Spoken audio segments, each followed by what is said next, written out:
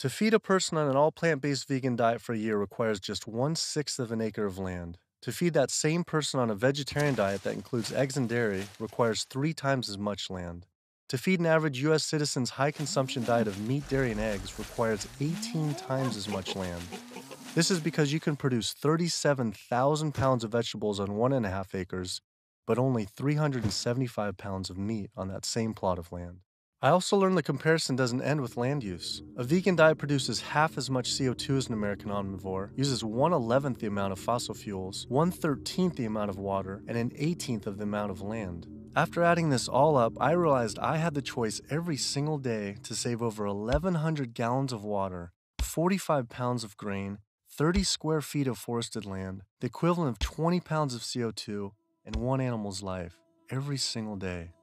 Concerned researchers of the loss of species agree that the primary cause of loss of species on our Earth that we're witnessing is due to overgrazing and habitat loss from livestock production on land and by overfishing, which I call fishing, in our oceans. And we're in the middle of the largest mass extinction of species in 65 million years.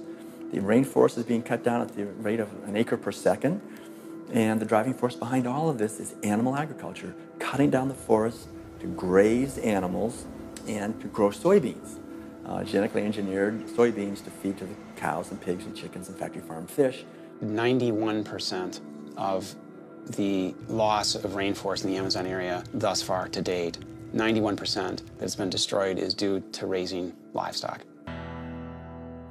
In 1812, there were 1 billion people on the planet. In 1912, there were 1.5 billion. Then, just 100 years later, our population exploded to 7 billion humans. This number is rightly given a great deal of attention, but an even more important figure when determining world population is the world's 70 billion farm animals humans raise.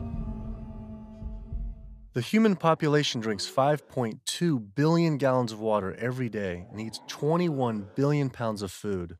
But just the world's 1.5 billion cows alone drink 45 billion gallons of water every day and eat 135 billion pounds of food. This isn't so much a human population issue, it's a human eating animals population issue.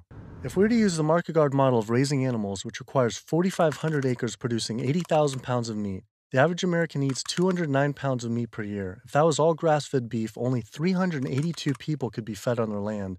That equates to 11.7 acres per person times 314 million Americans, which equals 3.7 billion acres of grazing land. Unfortunately, there are only 1.9 billion acres in the U.S.'s lower 48 states. Currently, nearly half of all United States land is already dedicated to animal agriculture.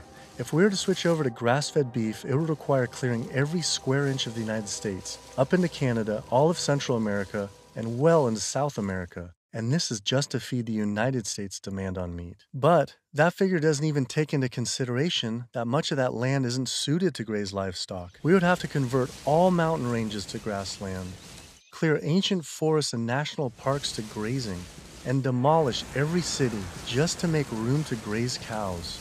Just like Brazil, the United States isn't suited to meet the demands for meat. It takes 23 months for a grass-fed animal to grow to the size and age that it's slaughtered, whereas a grain-fed takes 15 months. So that's an additional 8 months of water use, land use, feed, waste, and in terms of a carbon footprint, it's a huge difference. Turns out, due to land use, grass-fed beef is more unsustainable than even factory farming. Okay. Right there.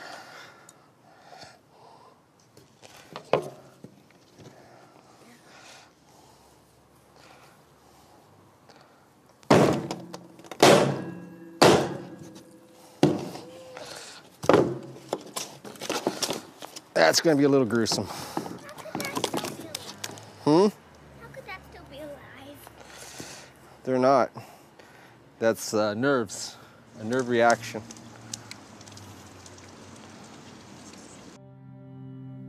Sister Dorothy Stang was a U.S.-born nun living in the heart of the Brazilian rainforest. Her life's work was to protect the Amazon. She spoke out openly against the destruction of rainforests from cattle ranching for years. Walking home one night, she was brutally gunned down at point-blank range. by a hired gun from the cattle industry.